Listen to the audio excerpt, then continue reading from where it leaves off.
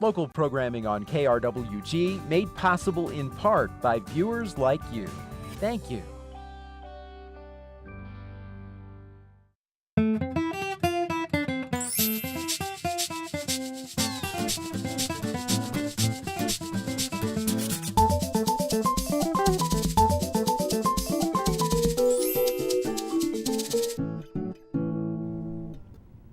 Hi, and welcome to a special Fronteras today.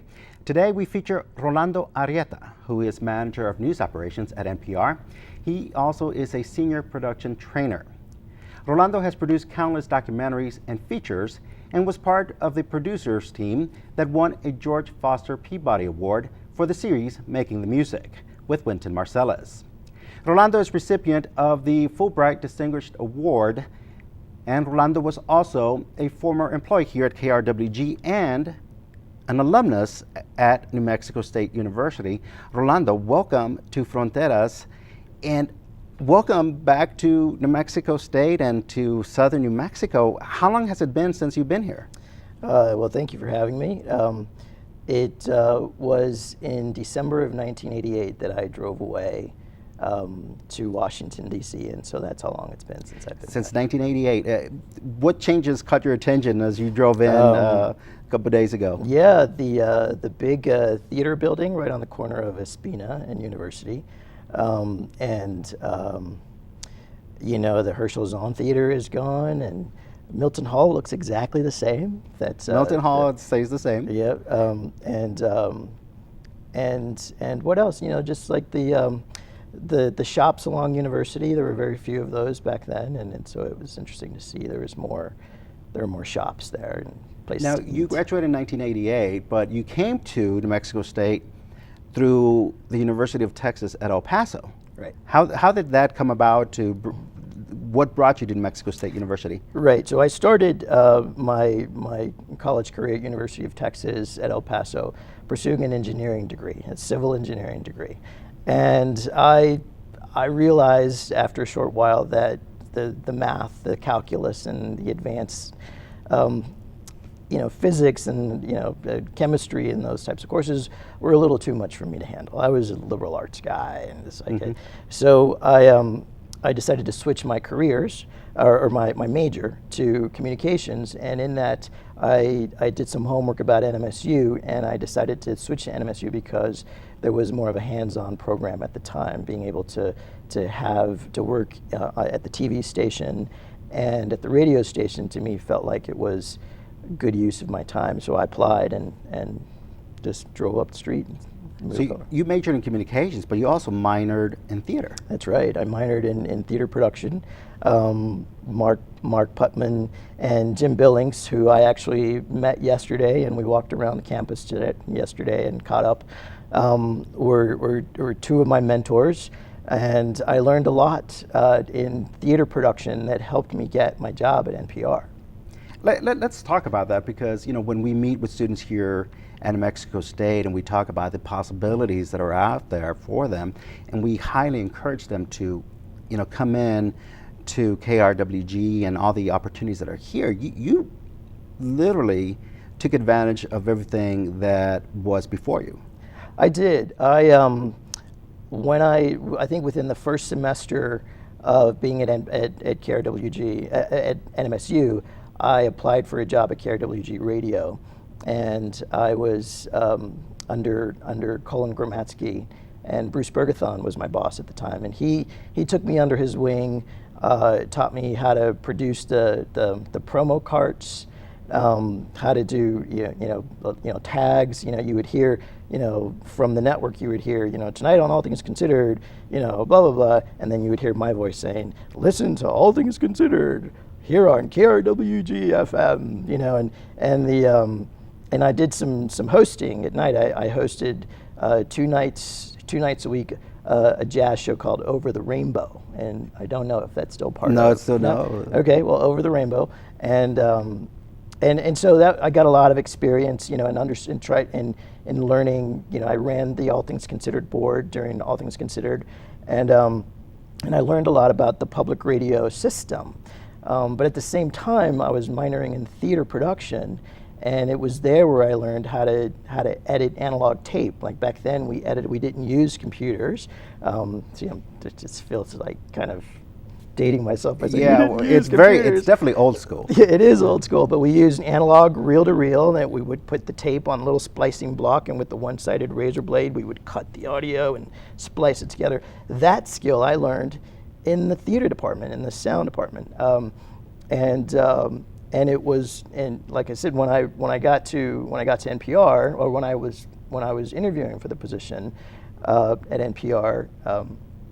One of my tasks, I was given a test, and my test included cutting some audio on analog using a razor blade, and I didn't know that they were going to throw that at me, and I said, okay, well, I've done this before, so I did my little magic, and there you were, and you, as a result of being able to do that and having learned that as part of a minor, you were able to get a job at a network straight from graduating from NMSU. And what was that experience like to know that, you went from local production assistant to working at NPR? Yeah, I went from, like I said, I graduated in December of 1988, and in March of 1989, I got hired. So I was a local production assistant here to a national production assistant on a the national network, the mothership, and it was so overwhelming for me at the time that I didn't. I think that at the time it wasn't even exactly what my goals were, like exactly what I wanted to do. I realized that I was so overwhelmed by the fact that I had ended up at NPR that it was too quick for me to sort of think like, okay, but wait, I also wanted to do all these other things, and I was like, what does this mean? And shortly thereafter, I realized this is not a bad place to start. And it was very unusual. Edmundo, it was very unusual, I should say, to have not gone in as an intern. Like, I was not an intern first. I wasn't. Anyway, it was very unusual. But the school that back then, Sean McClanagan, Dr. Mack, was very instrumental, and he wrote a great letter of recommendation. He was very excited to hear that I had at least gotten a call for an interview. It was a big thing for the program here. You got the job at NPR, and one of your first priorities when you moved up to DC was to finish and start your master's degree program, right. And you were able to do that. Right, that was my main goal. My main goal was to, like many students, you graduate undergraduate, and you're like, okay, so now what am I going to do? And when you start to figure that out, you just decide to continue going to school. So I had applied for 2 universities, University of Maryland and American University, both in Washington, D.C. I wanted to move to Washington, D.C., and I can't even begin to tell you why, but I felt like Washington, there was a calling there for me. And and it was in that process of waiting to get to hopefully get accepted to a graduate school, that it was in the middle of that process that I actually also had applied for the job and had gotten the job. So I basically got almost the same acceptance letter around the same time. Like, I got my acceptance letter to graduate school and my offer letter from from NPR, and I did both for a little while, and I couldn't do both, and I decided to just drop the school and continue with my career at NPR. And then about 10 years later, I took a hiatus from NPR. I went away and did a few things, and one of them was to complete my master's program. You have deep roots in southern New Mexico because you were born at White Sands, and it seems that here we are, all these years later, it brings you back, and you start looking at the roots of where you're from and who you are. Right. What kind of influence that has southern New Mexico have you taken from southern New Mexico in your career? Yeah, I mean, as you ask that question, I'm panning over to the Organ Mountains right here, and driving up from El Paso yesterday,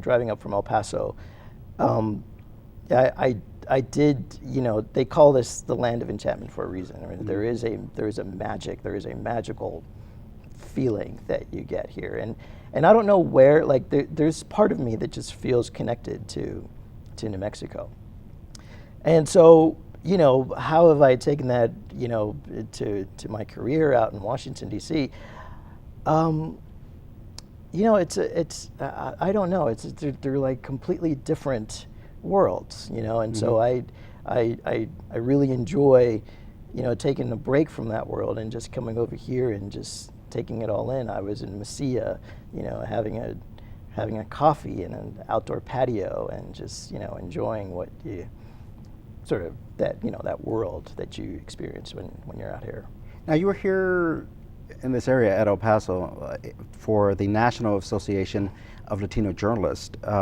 How did you become involved with that association, and what was your involvement with the conference this weekend? Right. So I was a board member of the NAHJ back in the mid-90s, about 95, 96. And that's when I first became exposed to this organization. It's a great organization to, you know, to bring, you know, Latinos together, to learn about other jobs, to network. It's a great networking opportunity.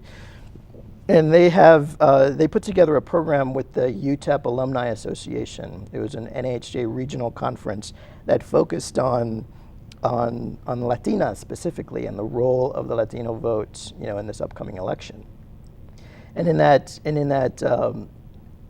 conference, they invited me to come speak and do a workshop on audio storytelling, on the effect, like how to do audio storytelling in an effective way. And so they invited me to come over, and in that process, I thought, well, you know, if I'm going to be in El Paso, why not extend my trip an extra day and come over to NMSU and go visit the old stomping ground? What changes have you seen in your career since '88 or '89, in particular with Latino journalists, you know, through your involvement with NAHJ?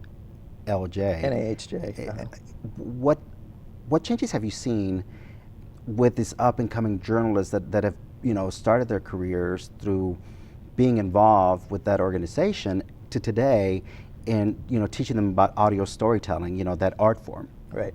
Well, we need to do better. I mean, I think as far as having a Latino presence in the newsroom, we could do better. At the conference, Mikhailo Medina, who is also an Aggie, he's the president of the NAHJ.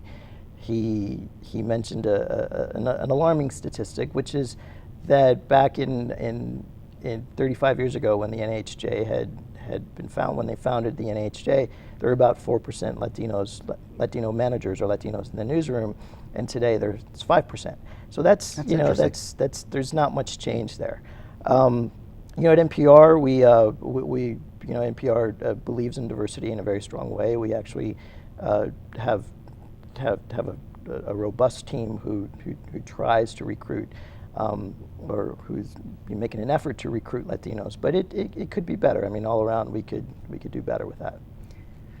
When I think of diversity in reporting, you know, I think of, you know, not just the involvement of producers and Hispanic journalists, but I think of the issues that are covered by NPR. And in your meetings with the NPR brass, you know, how do you go about pitching ideas and talking about these issues that are important to the Hispanic community, as this community has grown over the years, and in some states it's a majority?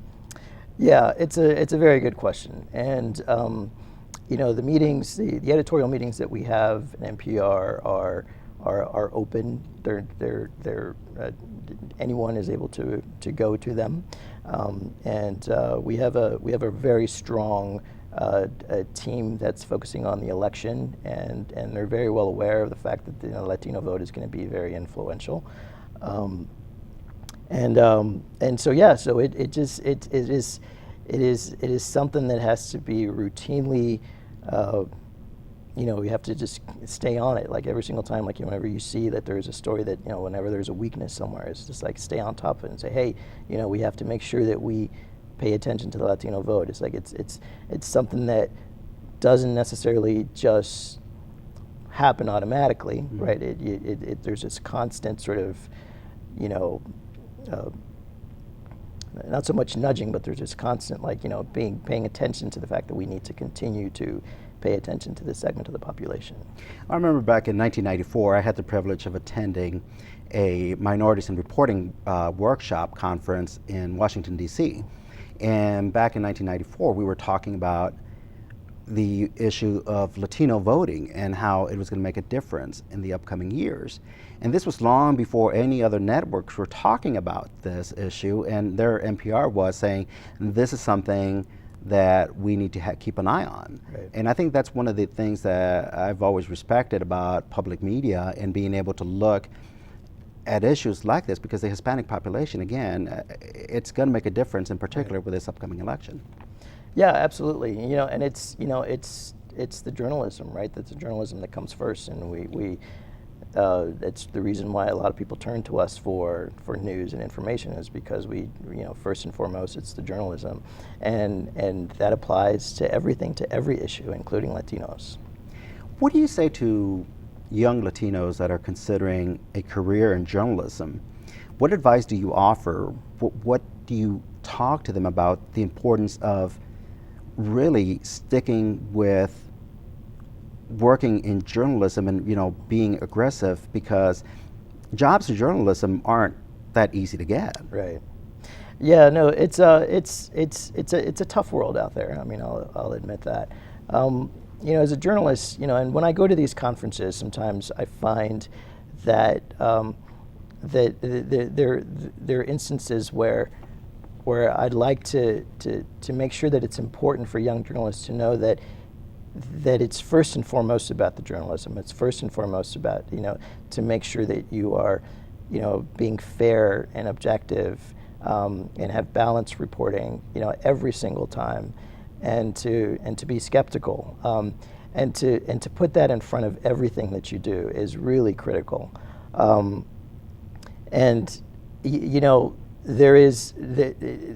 There also needs to be a sense of being curious about things. Right? Curiosity is not something that you can teach somebody. So when I see students who want to be journalists, I often ask, do you want to be a journalist, or do you want to be a personality? Do you want to stand in front of a camera and do look lives and all that? And so, what is it that you really want to do? Sometimes I find that it's important for students to recognize that it's first and foremost about being, true to your journalism. And being true to journalism, I think, as I see it, is not just about being Hispanic, being Latino, and going to work in Spanish media, but it's also about getting your steps into English language media to report about the issues that are important to the Hispanic community. Right, exactly right. Yeah. You've done a lot of programs over the years, and you've been recognized, and so congratulations, because you've been recognized for some very special awards over the years. My thing is, how do you go about picking the issues for the series that you've worked on that have made you an award-winning producer? Because you just recently won an award for Ebola reporting. What was the award for? Yeah, this was a George Foster Peabody Award that did. Which is kind of a big deal. It's a big deal. Yes. Yeah, it's a in the journalism world, it is a prestigious award, and I was awarded. I was part of the team that covered the Ebola crisis in West Africa.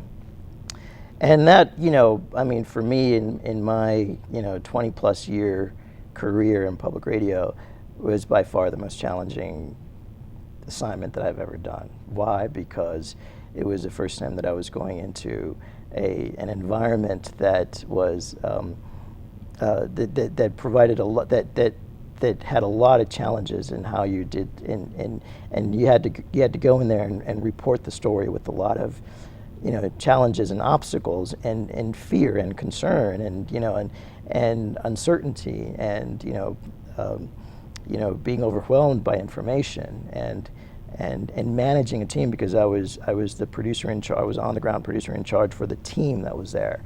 So coordinating with our fixers and our drivers and making sure that we are, that we were accounted for and that we stayed safe. It was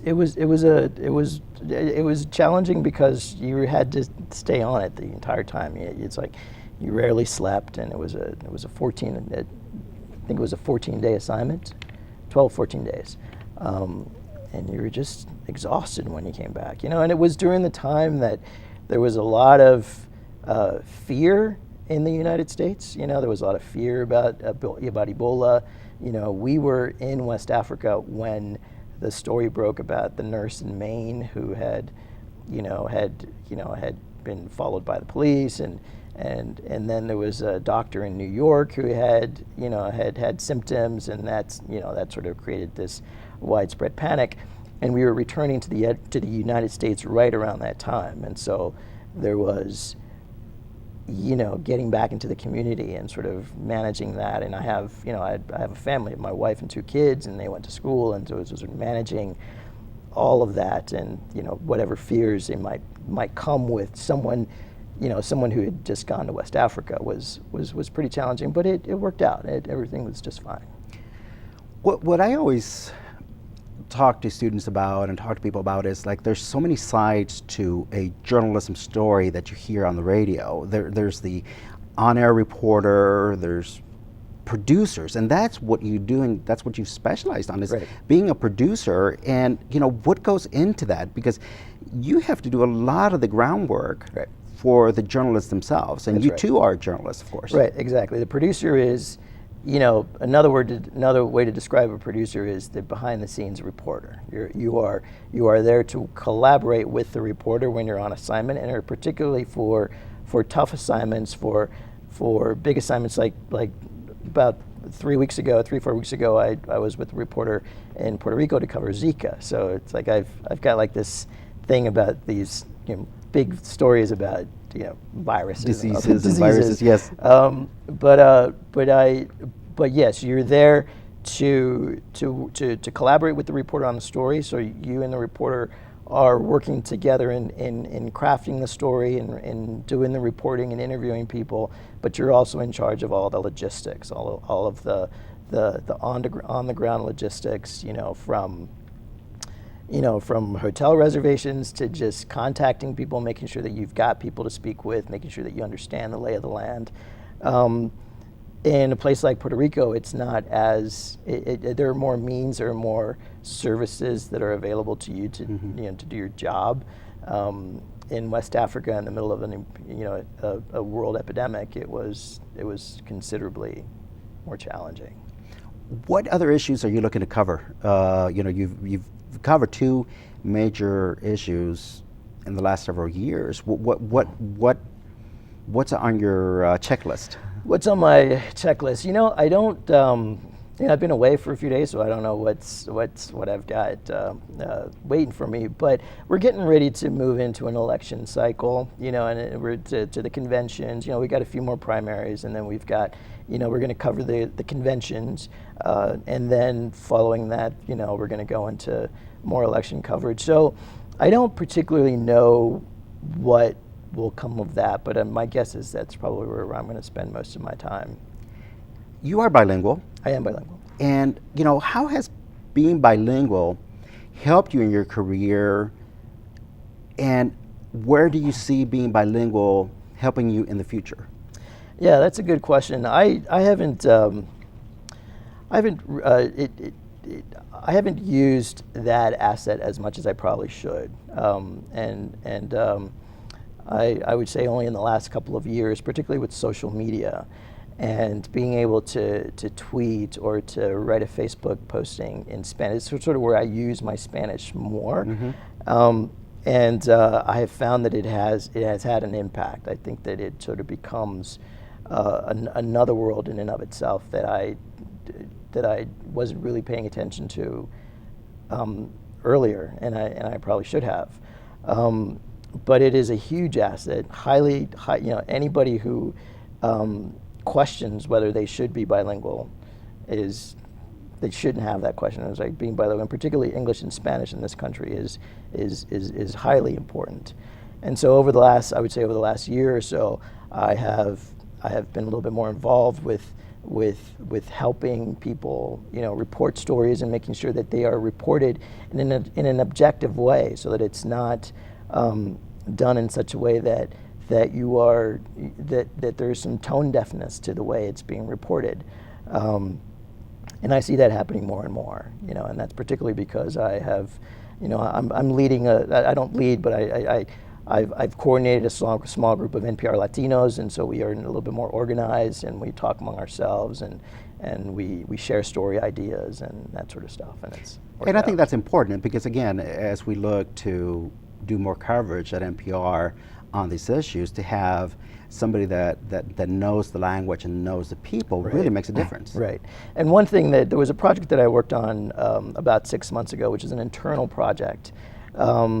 It was actually targeted for Latino Heritage Month, and it was that all the Latinos basically wrote a 500-word essay about their story, their immigration story, like how they came to America, whether they were first generation, second generation, whether they spoke Spanish, whether they didn't, what their parents did, and it was sort of done in a narrative form, right? And so we put that together on an internal website, and we called it My Story, and it had a tremendous impact across the organization itself. Again, it was just internal, where we sort of, people just became a little bit more aware, of the people who were working at that organization.